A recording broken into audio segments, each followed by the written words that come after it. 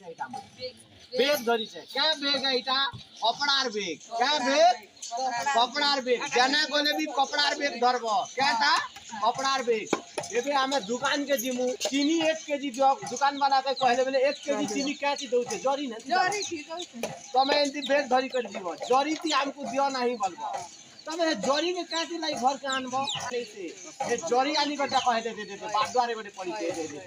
ए जरी एंती बादवारे पड़वाटा नहीं से तमके मन के जुहार करू छे कपड़ार बेग व्यवहार करो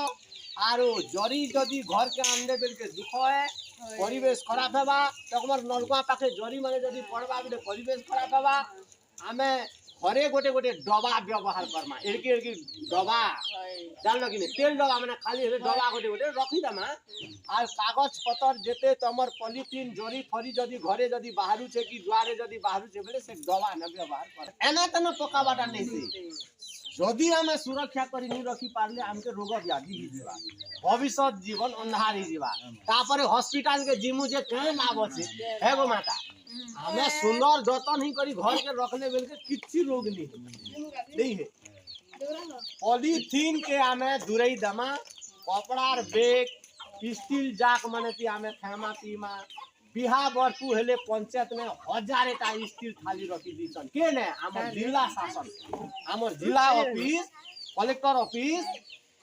प्रत्येक पंचायत में 1000 थाली रखी दीछन तो बिहा बरपू हेले हटा के नहीं हटा के सोचे कि नहीं है